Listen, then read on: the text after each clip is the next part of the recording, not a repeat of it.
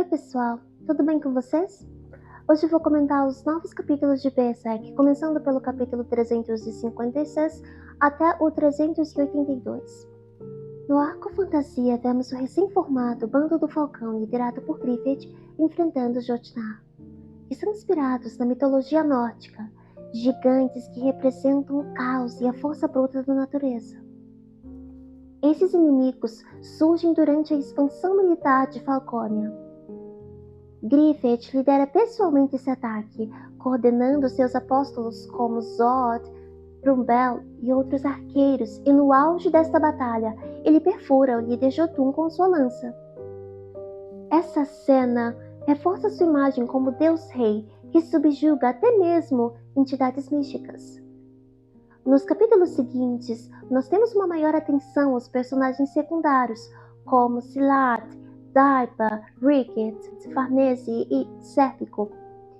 Eles começam a se posicionar no tabuleiro político e espiritual do mangá, e isso prepara o cenário para a crescente tensão entre Falconia e o Império Kushan. No capítulo 378, temos o retorno do apóstolo Kushan Rakshas, que aparece em uma Assembleia Imperial, mas de forma muito estranha e confusa sobre a sua existência. E por quê?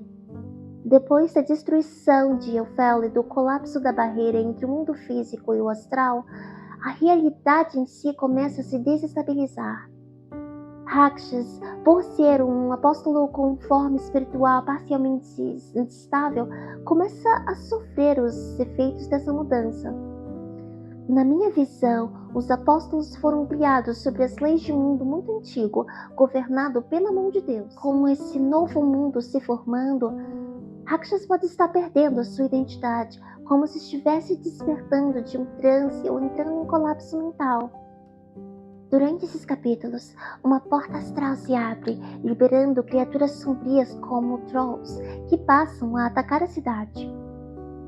Farnese, Sérpico e até mesmo Guts, sob o peso da marca do sacrifício, enfrentam essas manifestações de pesadelo. No meu ponto de vista, Falconia aparece como um símbolo de esperança para a humanidade, mas essas portas expõem a sua fragilidade. Toda aquela estrutura de luxo, de ordem, é superficial.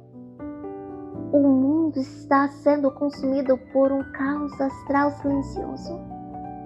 Desde o capítulo 356, já vemos Griffith impondo controle total, não só político, mas também militar e até mitológico, ao derrotar os gigantes. Eu também preciso destacar que Ricket, Silat e até Daiba já não são mais meros coadjuvantes. Eles estão se tornando peças-chave em um cenário onde os apóstolos não são mais a única ameaça, e a resistência contra Griffith pode vir de muitos lados. No meu ponto de vista, com os Clifford rompendo com as barreiras entre os mundos, Guts e seus aliados se aproximam de algo muito maior, uma guerra astral total, ou talvez uma batalha final contra a própria ordem cósmica imposta pelo Griffith. E nós temos de um lado os Rakshas, que podem se tornar um elemento imprevisível. O seu reencontro com Silat pode revelar conflitos internos entre lealdade, entre poder, dúvida e identidade. Ele pode tanto trair Griffith, quanto se tornar uma peça central no colapso da estrutura atual. O Behelit volta a surgir como uma peça importante. E com a crescente tensão emocional dentro do grupo do Guts, a ideia de um novo sacrifício acaba pairando no ar. Será que Isidro, Sérpico ou até Farnese podem se tornar vítimas de um destino parecido com o de Guts no Eclipse? Na minha opinião, o mundo atual de Berserk está se preparando para um novo ritual ou colapso, e o Behelit pode ser um gatilho final. Com o Silat conflitante, Daipa usando magia telepática para alertar o povo Kushan, isso forma uma defesa para proteger o palácio. Trolls acabam sendo repelidos graças à barreira luminosa invocada por Farnese e os 4 reis do mundo. Neste fecho, Rakshas foge em direção à cela onde Guts está prisioneiro.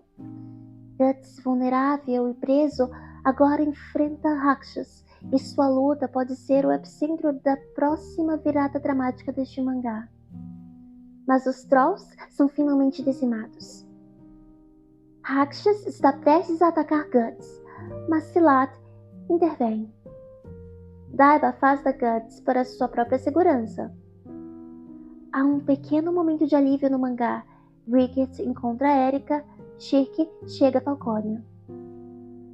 Com o portal aberto, isso pode facilitar o retorno de Slam, que opera nesta frequência.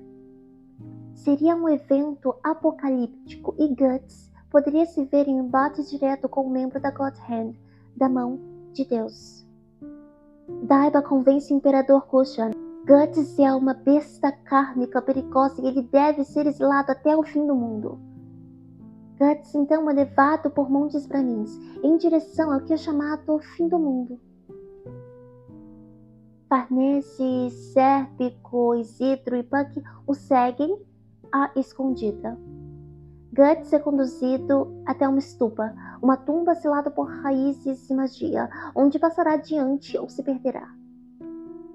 Isidro, Puck e Aslan chegam, preocupados com o destino dele. Ele está prestes a iniciar uma viagem interior, talvez para dominar o seu lado sombrio, livrar-se da marca ou assumir um novo papel, Skull Knight.